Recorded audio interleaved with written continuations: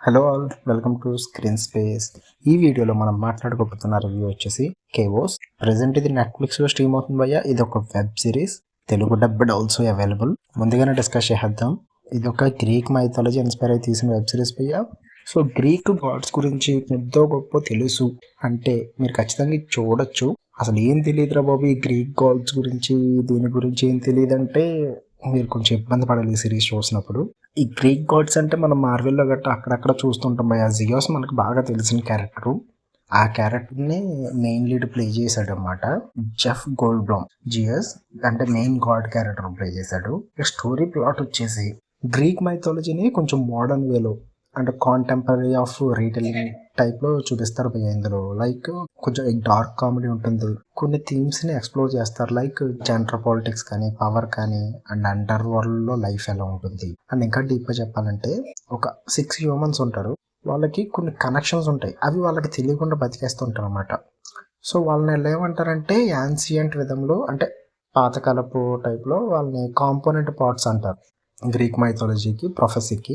So వాళ్ళది తెలుసుకోగలిగారు లేదా, అసలు గాడ్స్ గురించి తెలుసుకోగలిగారు లేదా, ఇవన్నీ తెలియాలి అంటే మీరు ఖచ్చితంగా స్టోరీ చూసేది. ఏంటి భయ్యా కన్ఫ్యూజన్ ఉంది ఏదేదో చెప్తున్నాం అంటారా? అదే ఇక్కడ వచ్చిన ప్రాబ్లం. మీకు గ్రీక్ మైథాలజీ, ప్రొఫెసీలు, ఈ కాంపోనెంట్ పార్ట్స్, ఈ గాడ్స్ అండ్ మనుషులు, ఇవన్నీ కొద్ది గొప్ప ఐడియా ఉందంటే మీరు ట్రై చేయండి, మీకు అర్థమవుతుంది. మరీ అంత డిఫికల్టీ ఏముండదు. 8 ఎపిసోడ్లు ఉంటాయి భయ. ప్రతి ఎపిసోడ్ ఈజీగా 50 మినిట్స్ దాటి ఉంటుంది, దగ్గర దగ్గర గంట ఉంటుంది. తెలుగులోనే ఉంది కాబట్టి త్వరగానే అర్థమైపోద్ది. బట్ చూసినంతసేపు నాకైతే ఓకే అనిపించింది, పర్లేదు, బాగానే అనిపించింది. కొంచెం ఓపికని పరీక్షించింది ఫస్ట్ 2-3 ఎపిసోడ్స్ వరకు. బట్ దాని తర్వాత అలా నేను ఇన్వాల్వ్ అయిపోయా సిరీస్లోకి. అంటే నాకు కొద్ది గొప్ప తెలుసు ఈ గ్రీక్ గాడ్స్ గురించి. సో దానివల్ల ఆ మైథాలజీకి నేను అలా లోపలికి వెళ్ళిపోయాను భయ్య. దాని తర్వాత ఈ సిరీస్లో ఉన్న ఫన్ కానీ, ఆ క్యారెక్టర్స్ మధ్య నడిచే ఇష్యూస్ కానీ, ఆ సీన్స్ కానీ నేను అన్నట్లు కనెక్ట్ అయ్యా. ఇట్ వాజ్ గుడ్ భయ్య. నాకైతే నచ్చింది సిరీస్.